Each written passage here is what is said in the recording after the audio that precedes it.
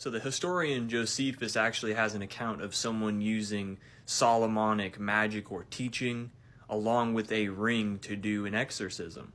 So Josephus is a verifiable historian, known historian from the 1st century after the death of Christ. He's known for a book here, Jewish Antiquities. So in this book, Josephus is with a man named Eleazar. Josephus and Eleazar are in a public setting somewhere, with a lot of people crowding around them, and they had the presence of the current emperor of the time of Rome, Vespasian. He was there in the audience watching. So there was a bunch of military officials, governors, senators, all these official titles around him. It was a very busy area. You have Eleazar here. He has a ring on him with a seal on it. It also says in the text that he has a root underneath the ring, so some type of herb. So Eleazar holds the ring up to this man's nose. And it says that as the man takes a whiff, the demon leaves the man through his nostrils. It says after the demon leaves the man's nostrils that Eleazar does various commands. He commands him not to come back, and then he also does several incantations, and he also mentions Solomon's name several times in these incantations.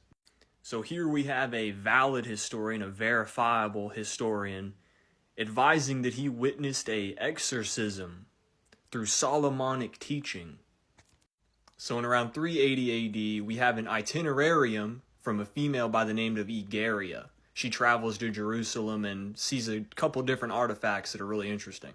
So this woman, Egeria, is in Jerusalem at the time, and she's in one of the churches there. And she advises that she sees multiple artifacts that the priests are showing off for Good Friday.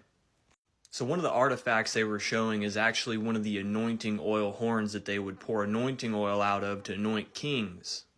Also, apparently, there was original wood from the cross of Christ. So the priest over that church also advised that they had another artifact, which was the supposed Ring of Solomon. One piece of information that I thought was very interesting is the fact that the ring that they had was supposedly made of electrum, which is an alloy made from gold and silver. In the Bible, there is a mention of electrum in the Greek translation in the book of Ezekiel. It's going to be regarding one of Ezekiel's visions. It's going to be chapter 1, verse 26 through 27. And pretty much it's just describing a setting of God standing at the throne in this fiery amber substance leaving the waistband of God and pouring out from the throne. This fiery-like amber substance in the Greek text actually says electrum. So the material electrum is associated with the throne of God and also the Ring of Solomon, which is very interesting. So here's Zosimus of Panopolis. This is the man that produced beer, the first man to produce beer. He's also the first man that established alchemy.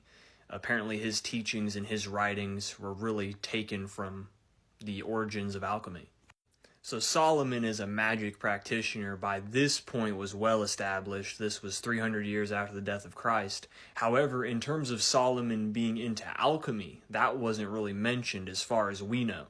So Zosimus is saying here in one of his texts that Solomon had a way to bind spirits, a way to bind demons in vessels made of electrum. So whatever y'all do, man, you better get like an electrum necklace or something, bruh. It'll keep the demons out, you know what I'm saying? It's pretty cool. Also, guys, I'm not saying whether any of this is true or not. I just find it very interesting. I love the study of Solomon. I love the occult and the Bible stuff and how it all ties in. It's all interesting.